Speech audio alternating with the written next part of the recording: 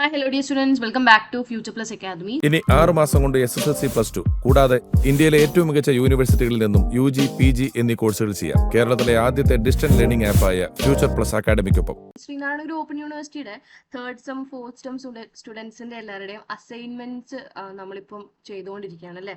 ഏകദേശം ഒരു മാസമായിട്ട് നിങ്ങൾക്ക് അസൈൻമെന്റ്സിന്റെ ക്വസ്റ്റ്യൻസും കാര്യങ്ങളൊക്കെ തന്നു. നിങ്ങൾ പലരും അസൈൻമെന്റ് എഴുതി തുടങ്ങിയിട്ടുണ്ട്. പലരും ഓൺ പ്രോസസ്സിംഗ് ആണ്, ഓൺലൈൻ ആയിട്ടാണ് അസൈൻമെന്റ് എന്നുള്ള കാര്യം നിങ്ങൾക്ക് എല്ലാവർക്കും അറിയായിരിക്കും.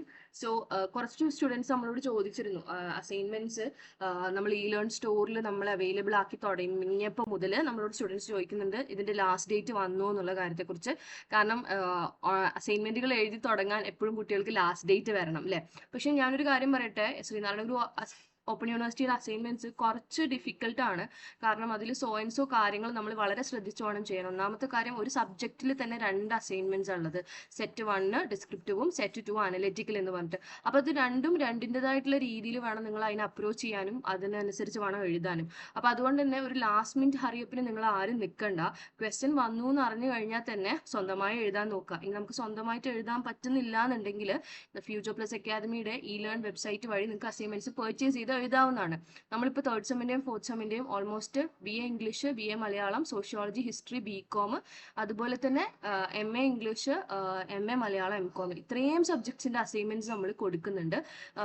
BA മലയാളംകാരുടെ സാൻസ്ക്രിറ്റ് ഉൾപ്പെടെയുള്ള അസൈൻമെന്റ്സുകൾ നമ്മൾ ലേണിൽ അവൈലബിൾ ആക്കുന്നുണ്ട്. അപ്പോൾ അതുകൊണ്ട് തന്നെ നിങ്ങൾക്ക് അങ്ങനെ എഴുതാം. അപ്പോൾ ദയവ് ചെയ്ത് നിങ്ങൾ സ്റ്റുഡൻസ് ലാസ്റ്റ് മിനിറ്റിലേക്ക് അസൈൻമെന്റ്സ് മാറ്റി വെക്കരുത്. കാരണം ഒരു സബ്ജക്റ്റിന് 2 സെറ്റ് എന്ന് പറഞ്ഞിട്ട് UG ആണെങ്കിൽ അവരുടെ സബ്ജക്റ്റിനനുസരിച്ച് ഇപ്പോൾ 5 സബ്ജക്റ്റ് ഉള്ളവരുണ്ട്. തേർഡ് സെമ്മിൽ 5 ആണെങ്കിൽ 10 അസൈൻമെന്റ് 10 എണ്ണം നിങ്ങൾ എഴുതി വെക്കണം. അതുപോലെ തന്നെ PG കാരാണെങ്കിൽ അവർക്ക് 5 സബ്ജക്റ്റുകൾ ഉണ്ടാവും, 4 എണ്ണം ഉള്ളവരുണ്ടാവും. അപ്പോൾ അവർക്കും ഈ പറഞ്ഞ പോലെ ഓൾമോസ്റ്റ് 8 to 10 എല്ലാവർക്കും അസൈൻമെന്റ്സ് എഴുതാനുണ്ട്. അപ്പോൾ ജോലിയുടെ ഇടയിലും മറ്റു പഠനത്തിന്റെ ഇടയിലും ഒന്നും നിങ്ങൾക്ക് ഇതിനുള്ള സമയം പെട്ടെന്ന് മാറ്റി വെക്കാൻ പറ്റില്ല. അപ്പോൾ അതുകൊണ്ട് കുറച്ചായിട്ട് നിങ്ങൾ എല്ലാവരും എഴുതി തുടങ്ങുക.